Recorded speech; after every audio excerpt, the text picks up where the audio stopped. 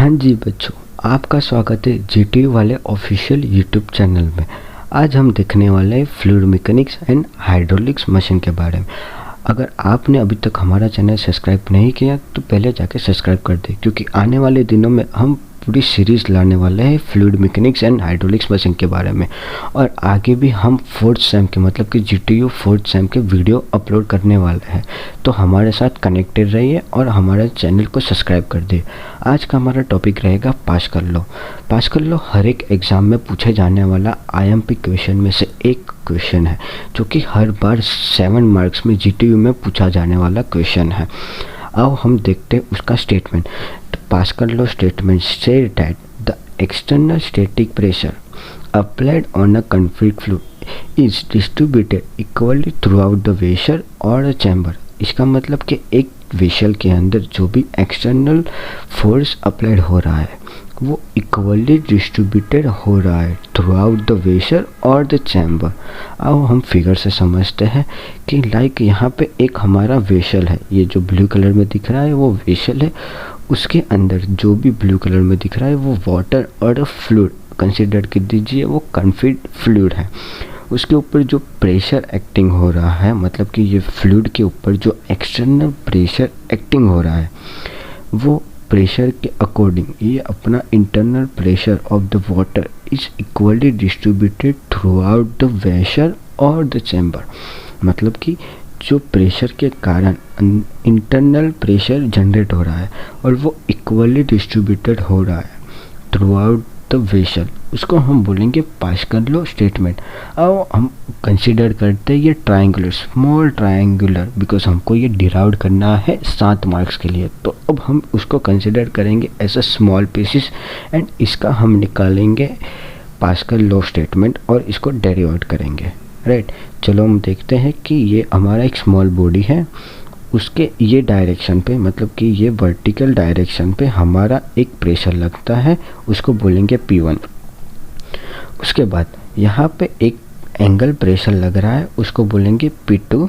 और नीचे से जो फोर्स लग रहा है उसको हम बोलेंगे P3। ओके, नाउ हम कंसिडर करते हैं एक और फिगर जिसके अंदर हमारा रहेगा और एंगल एंड बहुत सारे forces according to direction. Derivation Pascal law. Firstly understand the figure. Okay, ये हमारा ट्रायंगल है, जैसे कि हमने देखा। ये डायरेक्शन को हम बोलेंगे टी वाई। राइट, और उसके ऊपर जो भी फोर्स मतलब कि प्रेशर अप्लाइड हो रहा है उसको हम बोलेंगे P1। अंडरस्टैंड। नाउ ये जो डायरेक्शन सेकंड डायरेक्शन है उसको हम बोलेंगे DS। उसके ऊपर जो प्रेशर लग रहा है उसको हम बोलेंगे P2।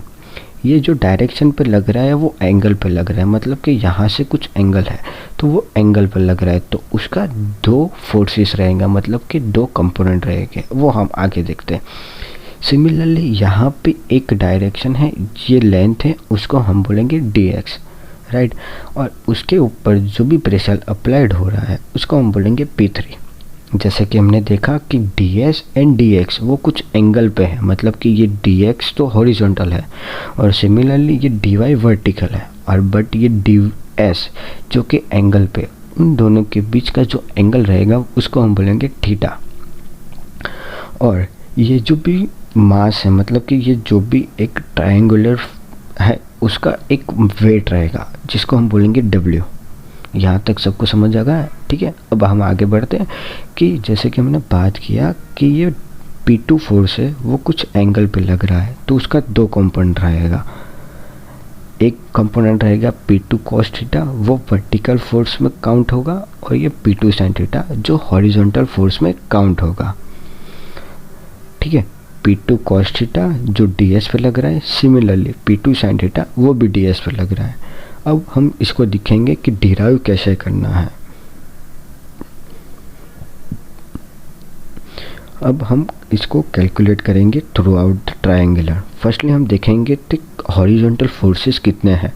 लाइक यहाँ पे हम देख सकते हैं कि P1 वो हॉरिजॉन्टल फोर्स है, सिमिलरली P2 वो भी हॉरिजॉन्टल फोर्स है, बट इन दोनों का डायरेक्शन अपोजिट है, मतलब कि P2 जा रहा है राइट साइड पे और P1 जा रहा है राइट साइड पे और P2 जा रहा है लेफ्ट साइड पे, तो हम इसको इज इक्वल टू में लिखेंगे। मतलब कि देखेंगे P1 इंटू डी वाई। अब ये डी वाई कहाँ से आया, तो कि ये डी वाई P1 जो डायरेक्शन पे लग रहा है, मतलब कि जो लेंथ पे लग रहा है उसका जो नाम है, मतलब कि हमने उसको डी वाई तरीके से पहचाना है, तो उसका जो भी नाम मतलब फोर्स इंटू उसका डिस्टेंस रहेगा। मतलब कि P1 into D Y, P1 into D Y is equal to, because ये जो डायरेक्शन है वो अपोजिट डायरेक्शन है P1 के, तो हम उसको सामने की तरफ मतलब कि इज इक्वल टू की और लिखेंगे P2 साइन थीटा ds मतलब कि इसका जो लेंथ है वो ds।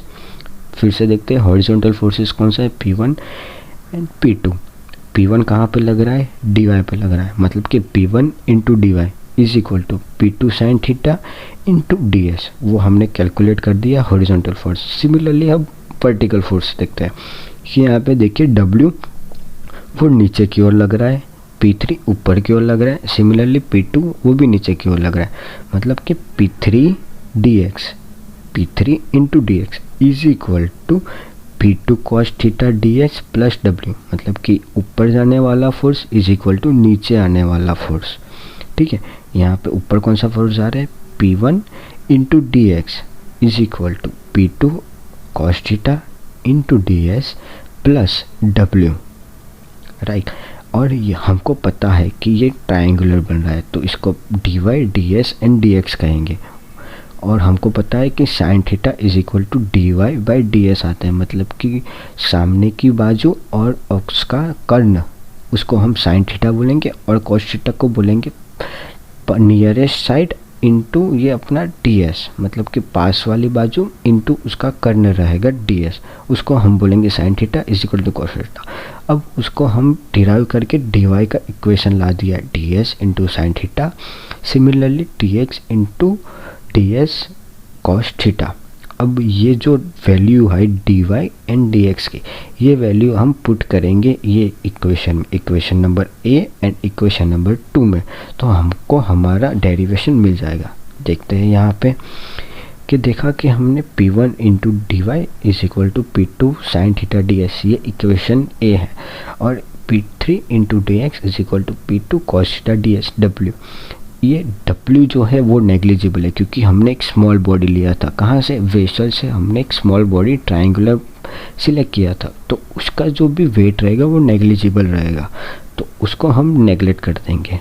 अब यहाँ पे हम देखते हैं कि dy की जो भी वैल्यू है वो हम इक्वेशन नंबर a में पुट करेंगे, मतलब कि यहाँ पे देखिए साइन थीटा ds और यहाँ पे देखिए ds साइन थीटा, तो ये जो होगा वो dy का आएगा, तो हमने यहाँ पे लिख दिया P2 इंटू dy लिख दिया, तो यहाँ पे dy कैंसिल हो जाएंगे, तो हमको इक्वेशन मिलेगा P1 is equal to P2, equation number 1 कहेंगे हम।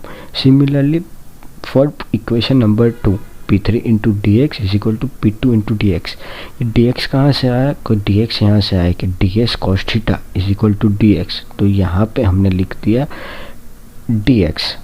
ठीक है, और इसको W तो नेग्लिजिबल है तो हमने नेगलेक्ट कर दिया, तो हमारा dx कैंसिल हो गया, तो P3 is equal to P2, तो हम लिख सकते हैं कि P1 is equal to P2 और P2 is equal to P3। तो हमको मिल गया कि जो भी डायरेक्शन पे लग रहा है प्रेशर वो हर एक डायरेक्शन में इक्वल बढ़ रहा है, मतलब कि हमारा ये ट्रायंगुलर है। देखिए मैं दिखाता हूँ कि ये ट्रायंगुलर है, उसके ऊपर जो भी फोर्सेस लग रहा है, मतलब P1 यहाँ से, P2 यहाँ से और P3 यहाँ से, वो हर एक डायरेक्शन पे इक्वल है, जैसे कि हमने प्रूव किया। तो हम लिख सकते हैं pascal law state that the pressure acting on the external fluid is equally distributed throughout the pressure और वेसल। इस डेरिवेशन से हमको पता चल जाता है कि पास्कल लॉ स्टेटमेंट क्या कह रहा है। बस इतना ही हमको अपने एग्ज़ाम में राइट करना है, ताकि हमको 7 में से 7 मार्क्स अचीव कर पाएंगे। आगे के वीडियो के लिए हमारे चैनल सब्सक्राइब कर दीजिए और हमारा इंस्टाग्राम अकाउंट के भी फॉलो कर दीजिए। Thank you.